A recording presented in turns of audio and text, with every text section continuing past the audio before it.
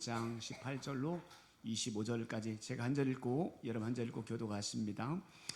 예수 그리스도의 나심은 이러하니라. 그의 어머니 마리아가 요셉과 약혼하고 동거하기 전에 성령으로 잉태된 것이 나타났더니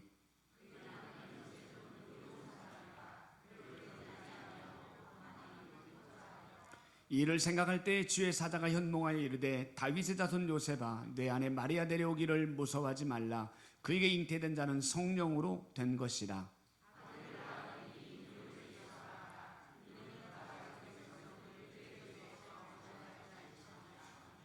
이 모든 일이 된 것은 주께서 선지자로 하신 말씀을 이루려 하심이니 이르시되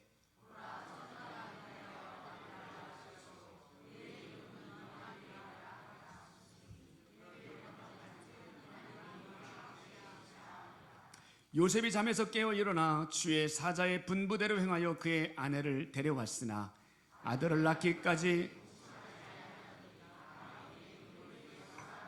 아멘.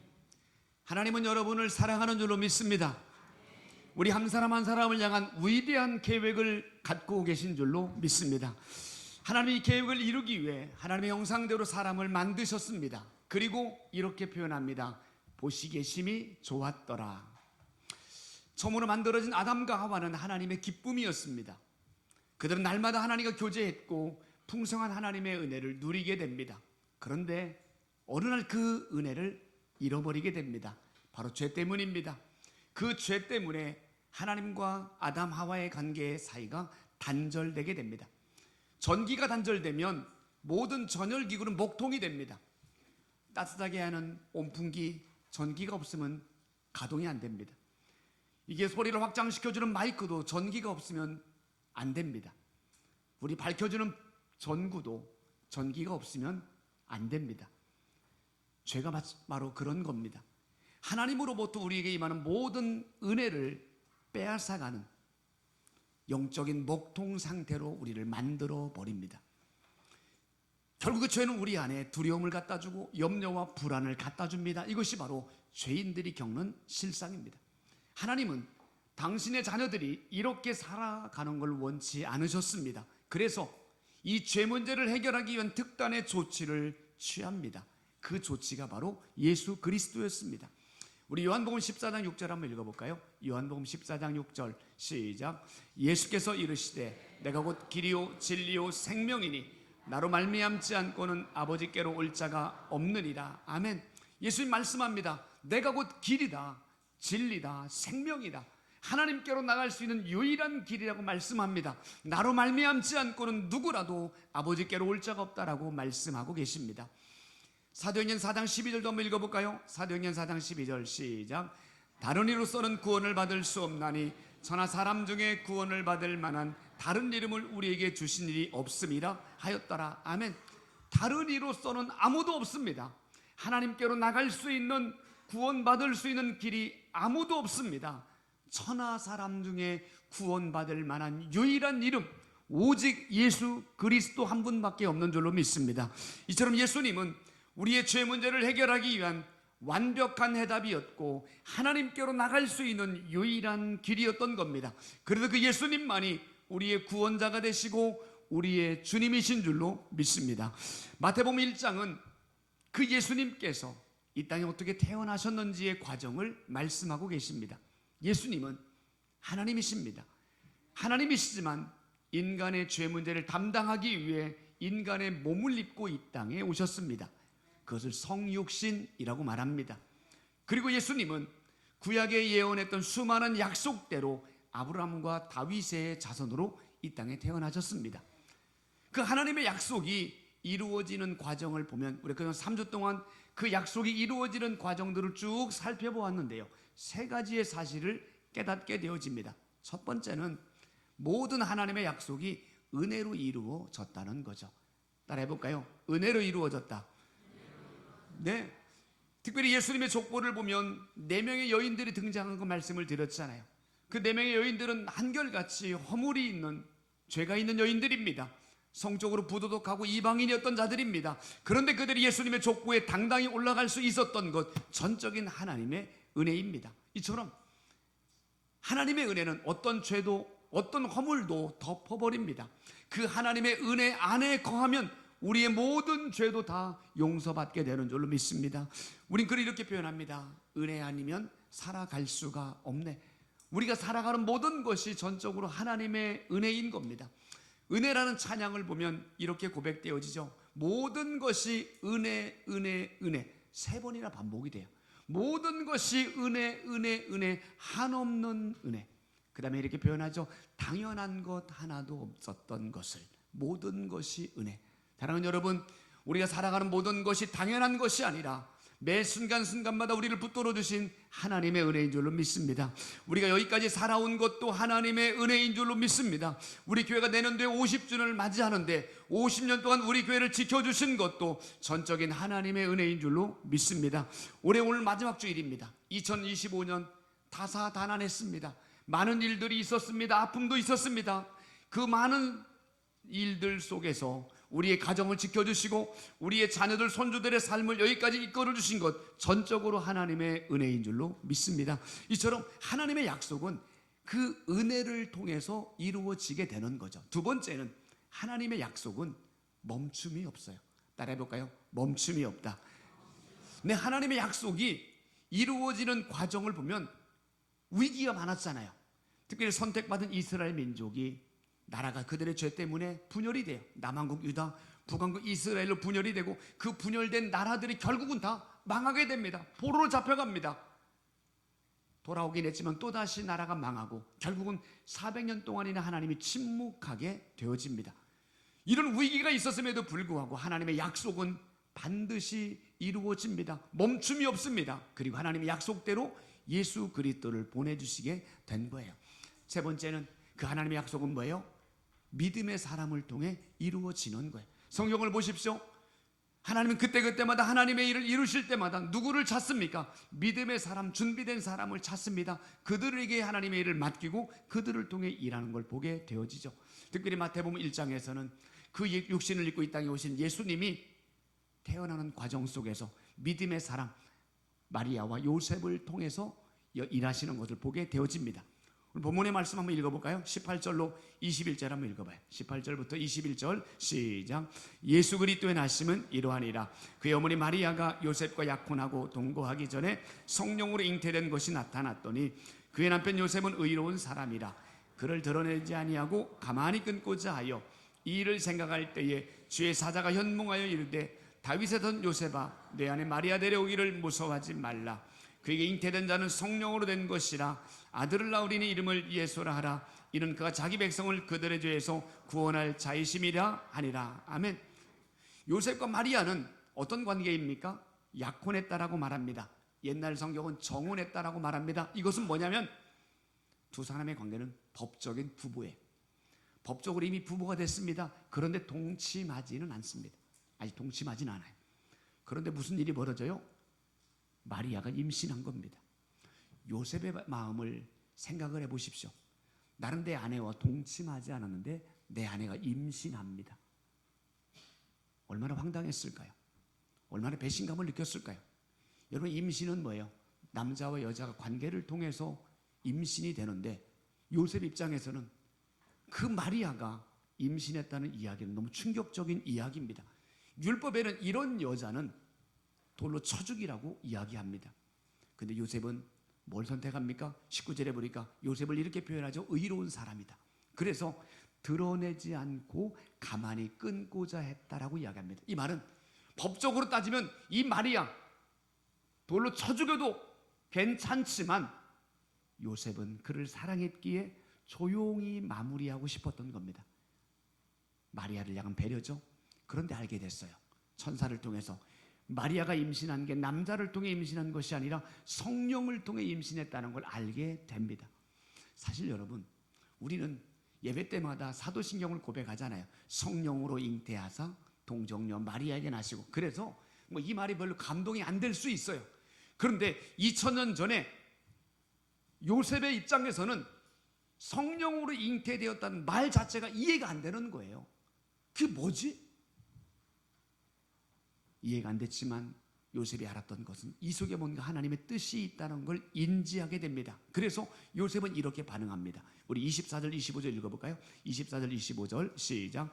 요셉이 잠에서 깨어 일어나 주의 사자의 분부대로 행하여 그의 아내를 데려왔으나 아들을 낳기까지 동침하지 아니하더니 나음의 이름을 예수라 하니라. 아멘. 분부대로 행하여, 하나님의 말씀대로 행하여 아내를 데려오지만 동침하지 않습니다.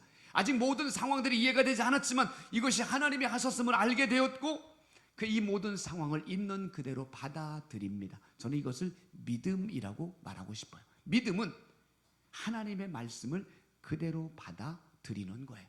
자, 마리아를 볼까요? 마리아도 누가복음 1장에 나와 있어요. 오늘 천사가 마리아에게 와서 이렇게 말합니다. 너 잉태할 거야? 아들 낳을 거야? 이름을 예수라 해라. 그때 마리아의 나이를 대략 학자들이 추측을 하면 10대 후반으로 봅니다. 고등학교 3학년 정도로 봅니다. 아니, 남자와 동침한 적이 없는데 내가 왜 임신을 하지? 마리아 입장에서도 도무지 이해할 수 없고 받아들일 수 없습니다. 그런데 그때 천사가 뭐라고 말합니까? 성령으로 잉태한 거야. 그 잉태한 사람은 하나님의 아들이 될 거야 라고 말합니다. 그리고 한마디 더 합니다. 누가복음 1장 37절 한번 읽어봐요. 1장 30절 시작. 하나님의 말씀은 능하지 못하심이 없느니라. 아멘. 하나님의 말씀은 능하지 못함이 없다. 능치 못함이 없다. 불가능이 없다. 성령님이 하셨기에 이 모든 것들이 이루어졌다라고 이야기합니다. 그때 마리아도 깨달아요. 아, 이 모든 것이 하나님이 하셨구나. 그리고 마리아가 이렇게 고백하죠. 1장 38절 읽어봐요. 시작. 마리아가 이르되 주의 여종이오니 말씀대로 내게 이루어지이다. 아멘. 이해는 안 됐어요. 왜 이런 일이 벌어지는지, 도대체 하나님 뭘 하시려고 하는지 이해는 되지 않았지만 모든 것을 보니까 하나님의 뜻이라는 걸 깨닫게 되어집니다. 그래서 그 모든 상황을 그대로 받아들이기로 결정합니다. 여러분, 이것이 믿음이에요. 오늘 요셉과 마리아를 통해서 믿음이 무엇인지를 우리는 엿볼 수 있습니다. 믿음은 내 머리로 이해가 되지 않는다 할지라도 그것을 의심하지도 않고 내 생각으로 판단하지도 않고 하나님의 말씀을 그대로 받아들이는 것, 이것이 바로 믿음이고, 받아들일 뿐만이 아니라 그대로 행동하고 결단하는 것, 이것이 바로 믿음인 거예요. 예를 들어 볼까요? 이스라엘 백성들이 가나안 땅에 들어갑니다. 가나안 땅에 들어갔던 첫 번째 으리으리한 성을 만납니다. 여리고 성입니다. 그 성을 전쟁을 통해서 무너뜨리고 점령해야만 가나안을 정복할 수 있습니다. 그런데 하나님이 여호수아에게 하신 말씀을 들으니까 이상해요. 뭐라고 말씀합니까? 이 성을 하루에 한 바퀴를 돌고 6일 동안을 돌고 마지막 7일째는 7바퀴를 돌고 소리를 쳐라. 그러면 무너지리라 라고 말합니다. 이해가 되나요? 아니, 성을 무너뜨리려면 때려 부수든지 뭘 어떻게 해야 되는 건데 그냥 아무 말 없이 성만 본다고 무너지냐고요. 납득이 안 가는 말씀을 들었지만 여호수아의 반응은 뭡니까? 하나님의 말씀을 그대로 받아들이고요. 그리고 말씀을 받은 대로 그 다음 날부터 그대로 행동하게 되어집니다. 이게 믿음인 거예요. 어떤 일이 벌어져요? 믿음대로 했을 뿐인데 그 성이 무너져 내린 거예요. 요한복음 2장은 가나 혼인잔치가 나와 있죠. 잔치집에 포도주가 떨어집니다. 그때 예수님이 하인들에게 뭐라고 말합니까? 빈 항아리에 물을 떠다 부으라고 말합니다. 그리고 포도주를 찾는 사람들에게 그 물을 떠다가 갖다 주라고 말합니다.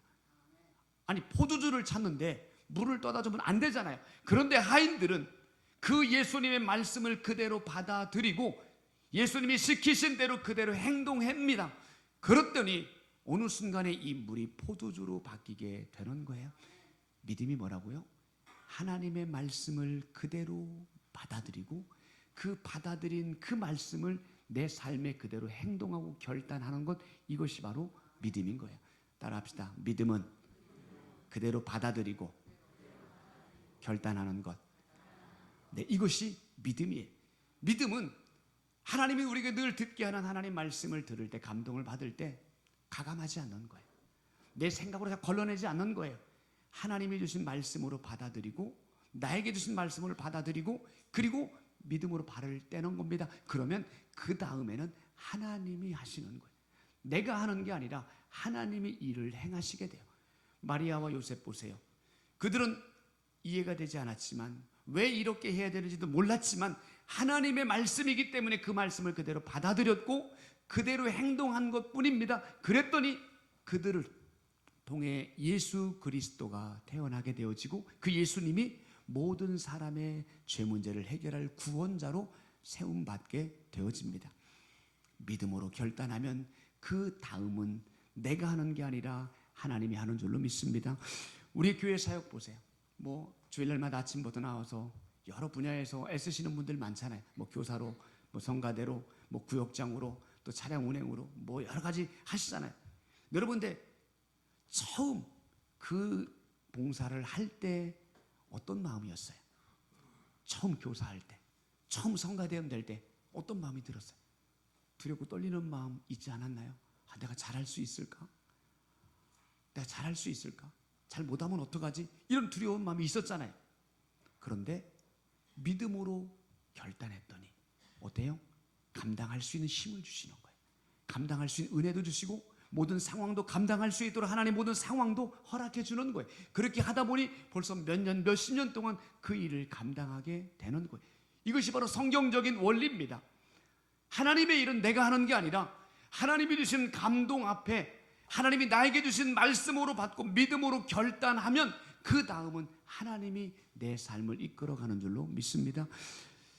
자, 광고 때도 지난주에도 식사 광고 말씀을 드렸잖아요. 그런 광고를 하면 마음에 부담이 되는 분들이 있죠. 근데요, 우리가 주일날마다 식사를 하니까 누군가는 그 일을 섬겨야 되는데 내가 하긴 해야 되는데 이런 마음이 들면서도 또 한편으로는 또 했다가 잘 못하면 어떡하지? 또 괜히 신청했다가 또 잘 힘들면 어떡하지? 이런 마음, 늘 갈등이 있는 거예요.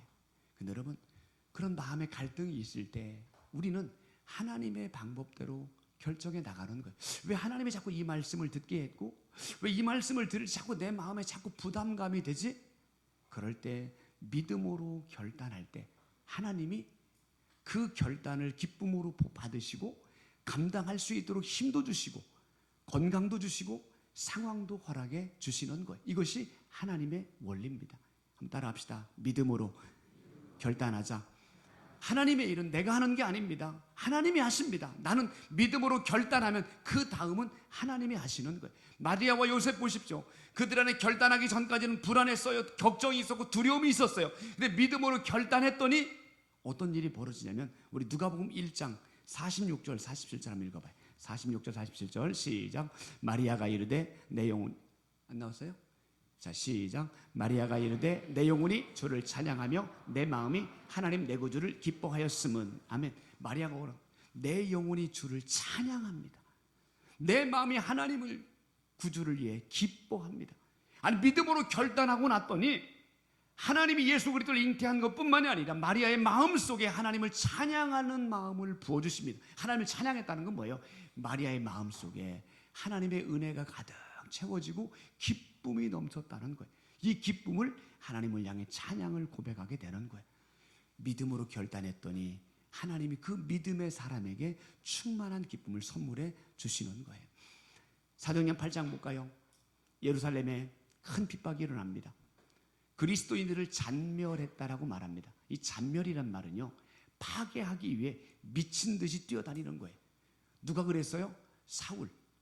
바울 되기 전에 사울이 바로 이렇게 교회를 파괴하기 위해 미친 듯이 뛰어다녔습니다. 그때 빌립 집사님이 어디로 갑니까? 사마리아 성으로 피합니다.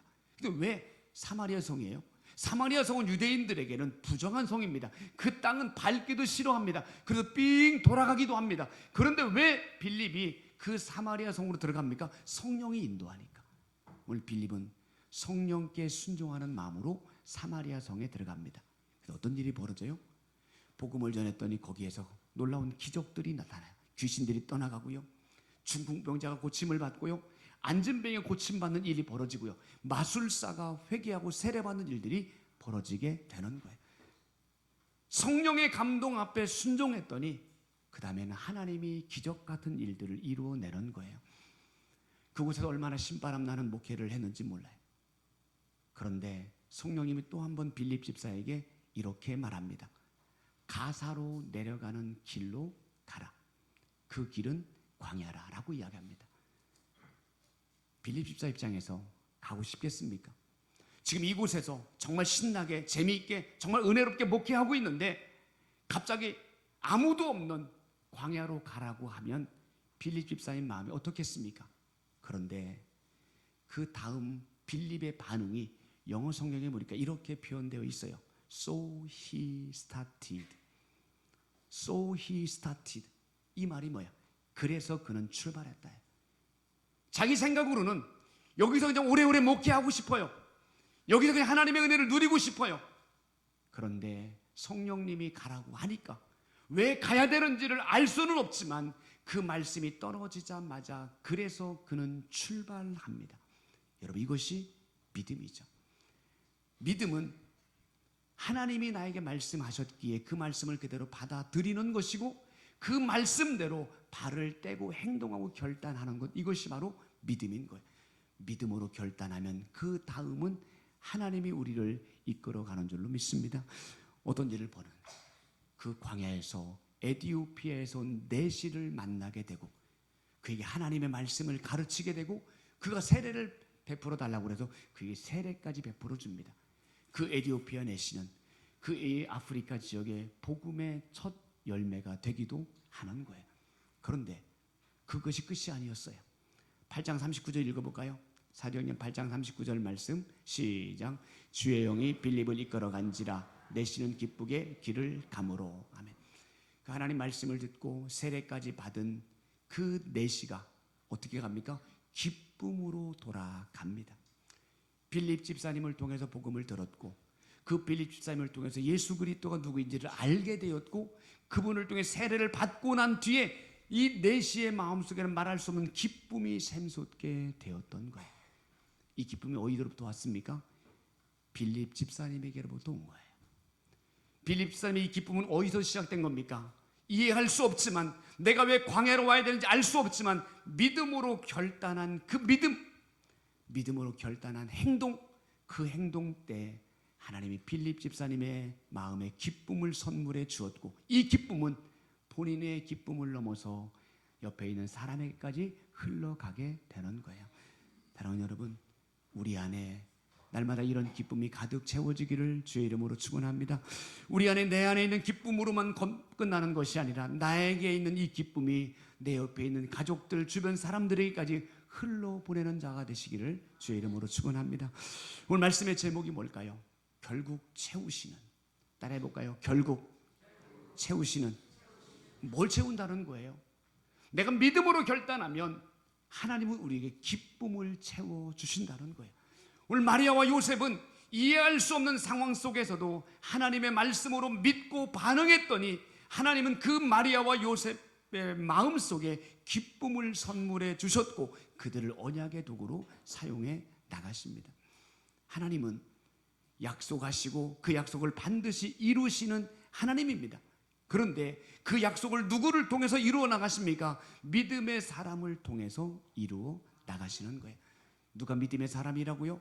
하나님의 말씀을 들을 때 사람의 말로 듣지 아니하고 나에게 주시는 말씀으로 받아들이는 사람, 그리고 그 말씀을 들었을 때에 믿음으로 발을 떼고 행동하고 결단하는 사람, 그가 바로 믿음의 사람이죠. 그렇게 믿음으로 결단할 때 하나님이 행하시는 놀라운 일들을 경험할 뿐만이 아니라 하나님은 그런 자에게 충만한 기쁨을 선물해 주시는 줄로 믿습니다. 말씀 마무리할게요. 저는 요즘에 신앙인들을 바라보면 좀 안타까움이 있습니다. 굉장히 많은 그리스도인들의 모습을 보면 안타까움이 있어요. 어떤 안타까움이냐면 예수님으로 인한 기쁨을 별로 누리지를 못하는 것 같아요. 예배는 드리고 교회는 왔다 갔다 하는데 진짜 예수님으로 인한 기쁨에 젖어서 신앙생활 하는 분들이 글쎄요, 그렇게 많이 안 보이는 것 같아서 마음이 안타깝습니다. 그러다 보니까 많은 신앙인들이 어디로 눈을 돌립니까? 취미생활, 취미활동에 굉장히 열을 올립니다. 여러분, 취미활동 잘못됐다는 게 아니에요. 취미생활 필요합니다. 하셔야 됩니다. 괜찮습니다.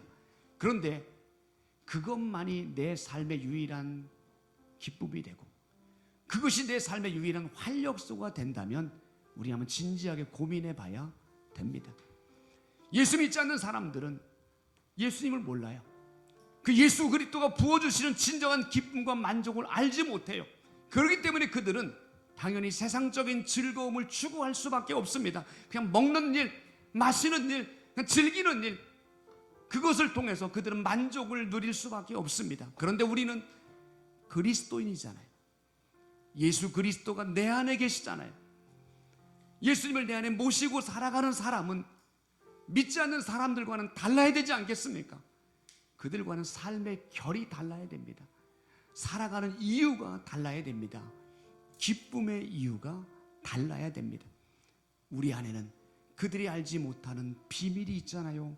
예수 그리스도. 우리는 그 예수님이 진짜 기쁨의 이유가 되어야 되지 않겠습니까?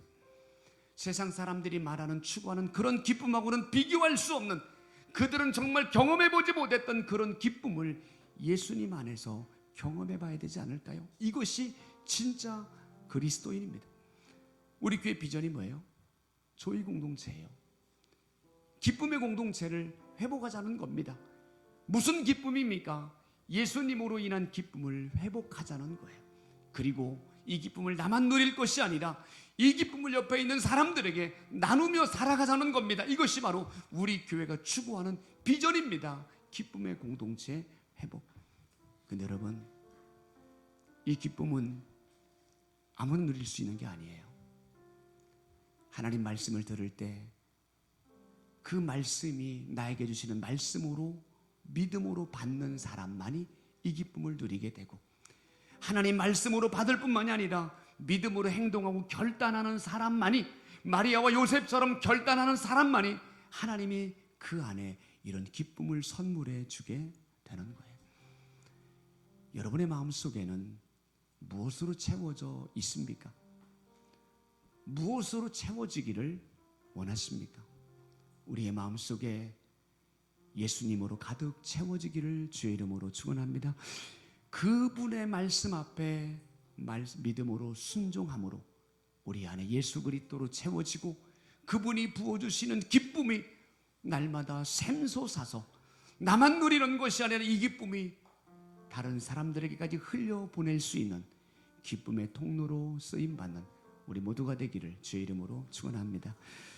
우리 같이 한번 찬양할까요? 이 땅에 오직 주밖에 없네. 그 무엇도 나를 채울 수 없네.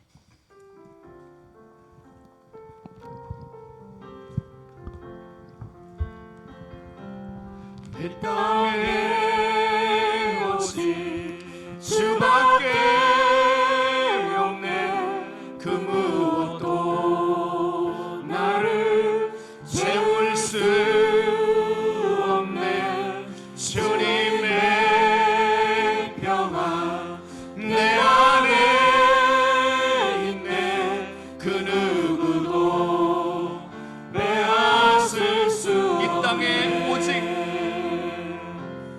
이 땅에 오직 주밖에 그 무엇도 나를 채울 수 없네. 그 무엇도 나를 채울 수 주님의 평안, 주님의 평화 내 안에 있네. 그 누구도 빼앗을 수 우리 가슴에 손을 대고 찬양합시다. 이 땅에 주밖에 없습니다. 주밖에 그 무엇도 나를 채울 수 없습니다. 나를 채울 수 주님의 평안 주님의 내 안에 있네. 내 안에 있네. 그 누구도 빼앗을 수 없네. 이 땅에 오직 주밖에 없네. 그 무엇도 나를 채울 수 없네. 주님의 평화 내 안에 있네. 그 누구도 빼앗을 수 없네. 한번 기도하기를 원합니다. 하나님, 말씀을 마음으로 듣게 하시고 그 말씀이 나에게 주시는 말씀으로 그대로 받아들이게 도와주시고 들은 말씀대로 이해가 안 될지라도 결단하며 행동할 수 있는 믿음을 나에게 허락하여 주옵소서. 믿음의 사람 되기 원합니다. 그 믿음으로 살아가서 주님이 하시는 일을 보게 하시고 내 안에 세상이 알 수 없는, 세상이 줄 수 없는 그런 기쁨이 날마다 채워지게 도와주셔서 이제는 이 기쁨을 나만 누릴 것이 아니라 나눠주고 흘려보내는 자로 살아가기를 원합니다. 나를 그런 사람으로 사용하여 주옵소서. 우리 같이 한번 결단하며 기도하시겠습니다.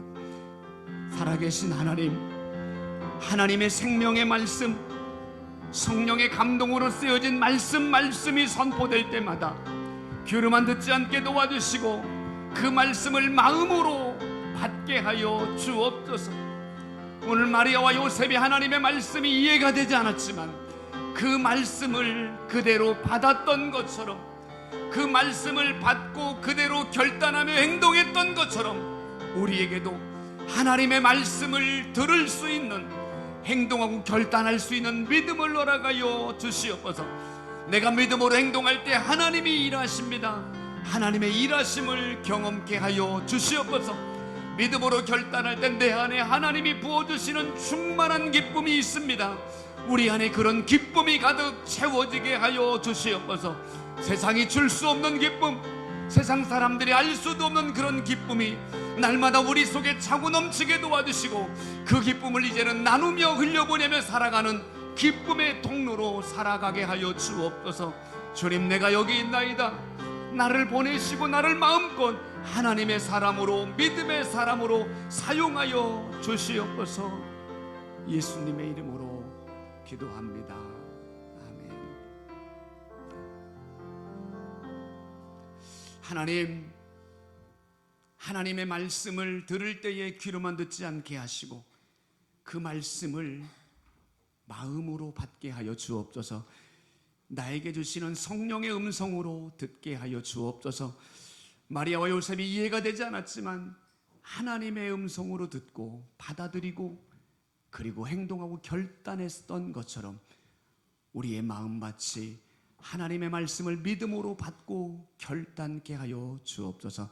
그래서 하나님이 행하시는 크고도 놀라운 일을 체험하게 하여 주옵소서. 믿음으로 결단했을 때에 저들의 마음속에 기쁨이 넘쳤던 것처럼 우리 안에 하나님이 주시는 기쁨이 넘치게 하여 주옵소서. 우리 안에 기쁨이 차고 넘침으로 이 기쁨이 내 옆에 있는 사람에게까지 흘러갈 수 있는 기쁨의 통로로 살아가게 하여 주옵소서. 세상이 알 수도 없는, 세상에 줄 수도 없는 가장 귀한 기쁨, 오직 예수 그리스도를 통해서 날마다 매일매일 이 기쁨을 누리며 살아가는 우리 모두가 되게 하여 주옵소서. 이제는 기쁨의 원천 되시는 우리 주 예수 그리스도의 은혜와 풍성한 은혜를 날마다 부어주시는 하나님의 사랑하심과 우리를 도우시고 감당할 힘과 능력을 더해주시는 성령님의 위로 교통하심이 믿음으로 결단함으로 하나님의 기쁨을 누리는 자로 살기를 다짐하는 사랑하는 모든 성도들과 저들의 가정과 삶의 현장 위에 우리 교회와 나라와 민족 위에 저 북녘 땅에 있는 믿음의 형제들과 수많은 선교사님들의 사역 위에 영원히 함께 하시기를 간절히 축원하옵나이다.